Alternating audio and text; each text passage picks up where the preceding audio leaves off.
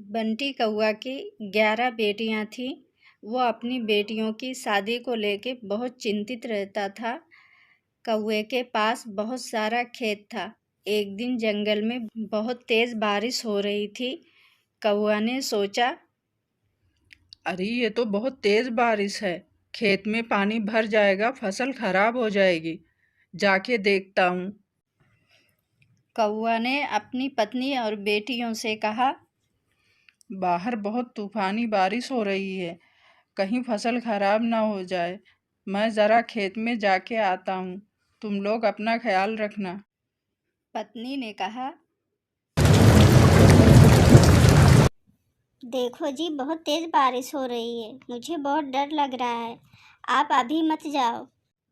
लेकिन बंटी कौआ नहीं माना।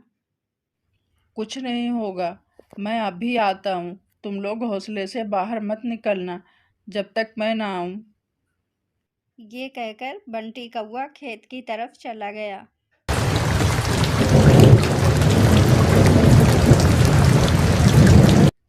अरे बारिश तो बहुत तेज हो गई। लगता है मुझे घर वापस जाना पड़ेगा। बंटी कौआ घर की तरफ वापस लौटने लगा, मगर फिर उसे खेत और अपनी फसल का ख्याल आया। नहीं, अब इतनी दूर आ गया हूँ तो जाके देख लेता हूँ। जैसे ही बंटी कौआ खेत में पहुंचा, बिजली और तेज तेज से चमकने लगी। अरे ये तो मेरी पूरी फसल खराब हो गई। अब मेरी बेटियों की शादी कैसे होगी? इतना कहते ही बिजली कौआ के ऊपर गिर गई और कौआ मर गया। वो बहुत देर तक वहीं मरा पड़ा था। यहाँ घर पर बेटी और पत्नी परेशान थी। बारिश भी कम हो गई थी। कौआ अभी तक घर वापस नहीं आया। इंतजार करते करते थक गए। कौआ की बड़ी बेटी ने कहा, मम्मी, मैं बाजू वाले कबूतर अंकल को बोलती हूँ, वो हमारे पापा को खेत में जाके देखे। ठीक है बेटा, जाओ जल्दी जाके बोलो। चिड़िया बाजू वाले कबूतर से बोलती है, अंकल, मेरे पापा बहुत देर से खेत में गए हैं, अभी तक नहीं आए। आप जरा पता करें वो कहाँ रह गए। कबूतर ने कहा, ठीक है बेटा, तुम घबराओ मत, मैं अभी जाके देखता हूँ। कबूतर कौआ के खेत में जाता है तो उसे वहाँ उसकी लाश मिलती है। कबूतर वापस चिड़िया के घर आता है और उसे बताता है उसके पापा का देहांत हो गया।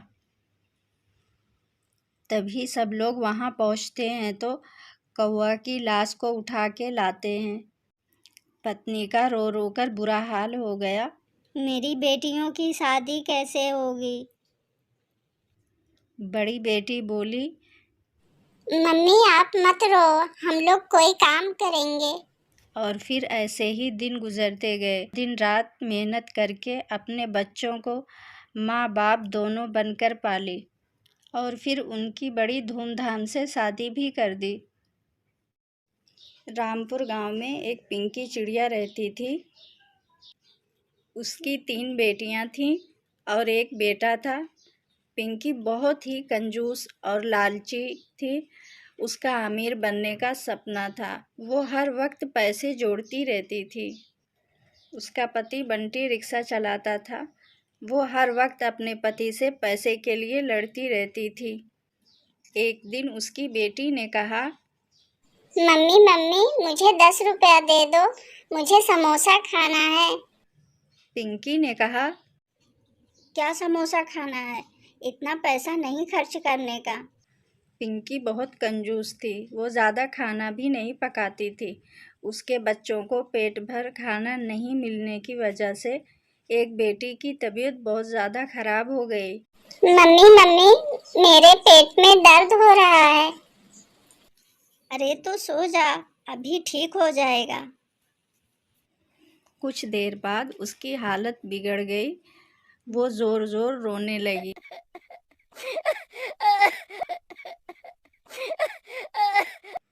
रोने की आवाज़ सुनकर पड़ोस में रहने वाली रोली चिड़िया उसके घर पहुंची। क्या हुआ मोनी चिड़िया, तुम क्यों रो रही हो? क्या बताऊं रोली दीदी, मेरे पेट में बहुत दर्द हो रहा है, बहुत तेज दर्द है। रोली चिड़िया उसकी बात सुनकर उसकी माँ को बोली, पिंकी आंटी, तुम्हारी बेटी के पेट में बहुत दर्द हो रहा है, उसे डॉक्टर के पास ले जाओ।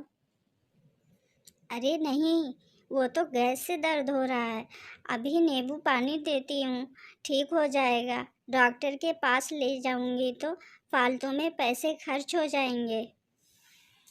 रोली चिड़िया को पिंकी चिड़िया की बातें सुनकर बहुत बुरा लगा। रोली चिड़िया ने पिंकी चिड़िया को बोली, देखो आंटी, मोनी चिड़िया आपकी बेटी है, इस वक्त उसको डॉक्टर के पास ले जाओ, हर जगह पैसा नहीं देखा जाता। पिंकी चिड़िया को रोली चिड़िया की बातें सुनकर मन ही मन में बहुत गुस्सा आया और फिर वो मोनी चिड़िया को डॉक्टर के पास लेकर गई। डॉक्टर ने मोनी चिड़िया के पेट का ऑपरेशन करने के लिए बोला, देखिए बहन जी, आपकी बेटी के पेट का ऑपरेशन करना पड़ेगा। पिंकी को डॉक्टर की बात पर बहुत गुस्सा आया। वो कुछ ना कह सकी, मन ही मन में सोचने लगी, इतना पैसा खर्च हो जाएगा। वो अपने पैसे के लिए परेशान थी। मजबूर होकर इलाज कराए। इलाज के बाद पिंकी अपनी बेटी पर हर वक्त गुस्सा करती रहती थी। बात बात पे उसे मारती और ताने देती थी। मैं तेरा इलाज कराई, इतना पैसा खर्च हो गया, वो कौन देगा, तेरा पति? रोज़ की किचकिच से परेशान होकर मोनी चिड़िया ने जॉब करने की सोची। वो जॉब की तलाश में इधर उधर फिरती थी। एक दिन उसको जॉब मिल गई। मुझे जॉब मिल गई है, मैं कल से जॉब पे जाऊंगी। पिंकी चिड़िया बहुत खुश हो गई। अब मेरी बेटी कमाएगी और मैं बहुत अमीर हो जाऊंगी।